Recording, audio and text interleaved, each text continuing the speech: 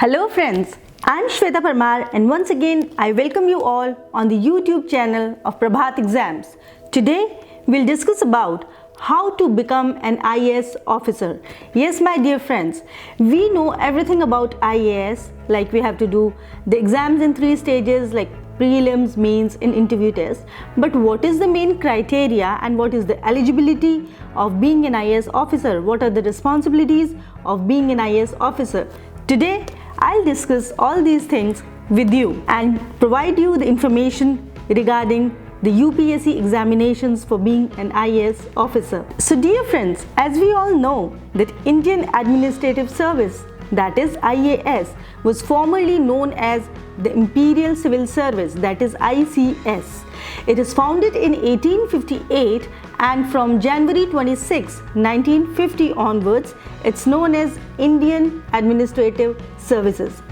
So these examinations are one of the toughest competitive examinations of India. It is conducted by the UPSC for the recruitment of officers for the All India Administrative Civil Services. Being an IAS officer is given administrative command of an entire district as a district collector. IAS officers also represent the Government of India at the international level in bilateral and multilateral negotiations. Let me provide you the detailed scenario like eligibility criteria, roles and responsibilities, etc. for the civil services examinations. So please my dear friends, note it down. So what is the eligibility criteria? Let's discuss about this as the first point. The nationality.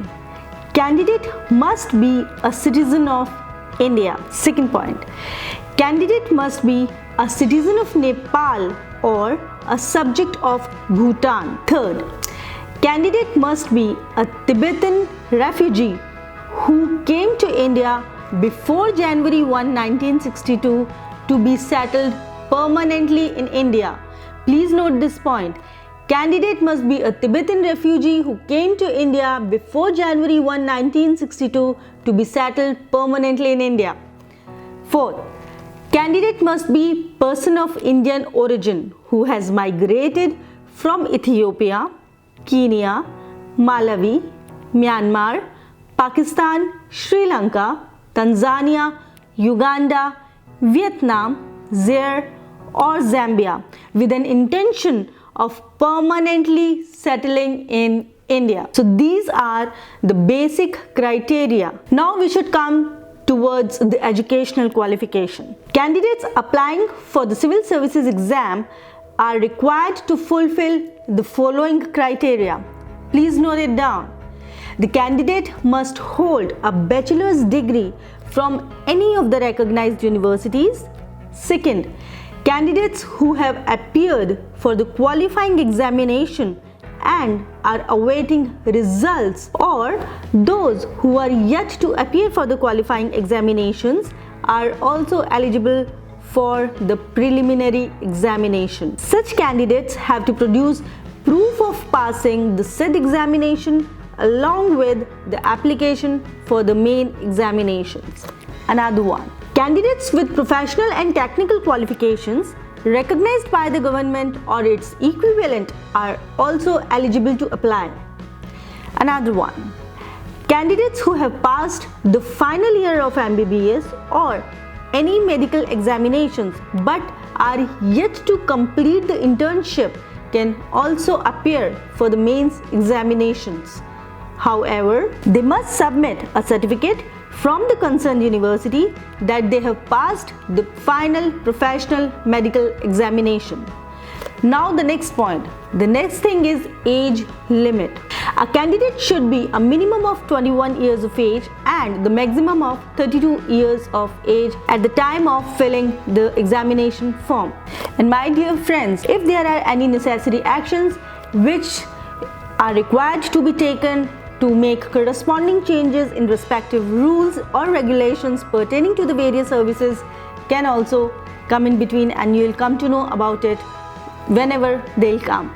The upper age limit prescribed above is relaxable for these candidates.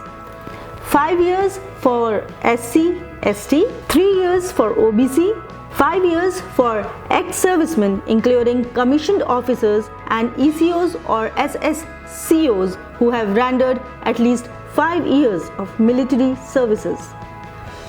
5 years in the case of ECO and SSCOs, 10 years for blind, deaf, mute and orthopedically handicapped persons, 5 years in the case of ECOs or SSCOs who have completed an initial period of assignment of 5 years of military services and whose assignment has been extended beyond 5 years, and in those cases the Ministry of Defence issues a certificate that they can apply for civil employment and that they will be released on 3 months' notice on selection from the date of receipt of offer of appointment.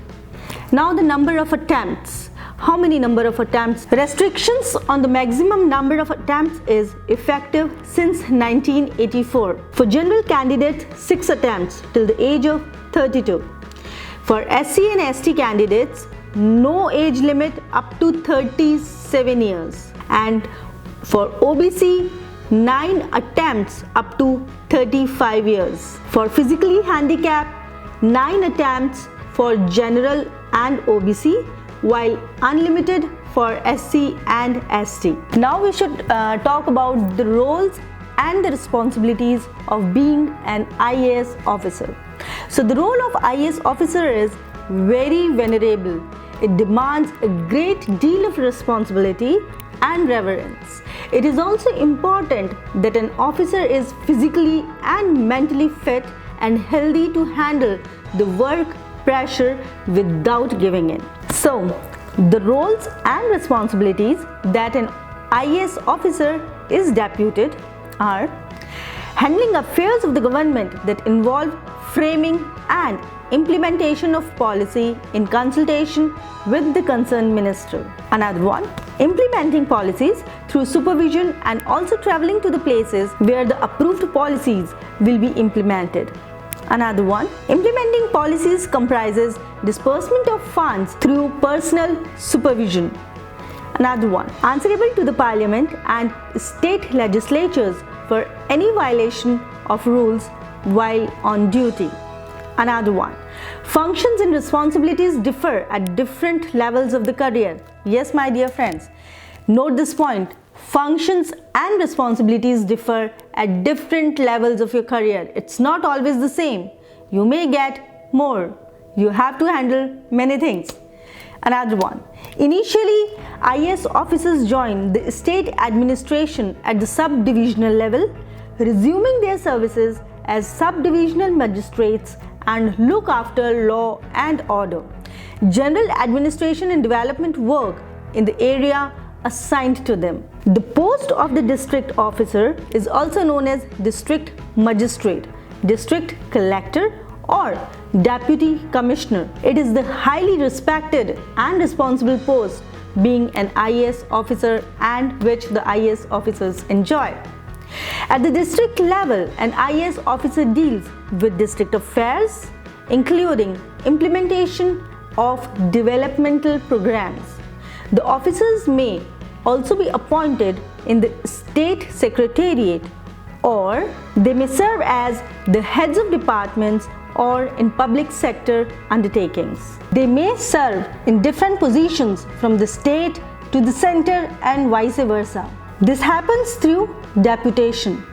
At the center, IAS officers serve at the highest position as the cabinet secretaries, secretaries or additional secretaries, joint secretaries, directors, deputy secretaries and under secretaries. They are appointed to these posts based on their seniority. At the center, the IAS officers play a key role in formulation and implementation of policies related to a particular area. For instance, finance, commerce, etc. During formulation of a policy and decision making, IAS officers serve at different levels, that is, joint secretary, deputy secretary, and they give their valuable inputs. The policy takes its final shape through a final decision the minister concerned or the cabinet is concerned. It depends upon the seriousness of the situation.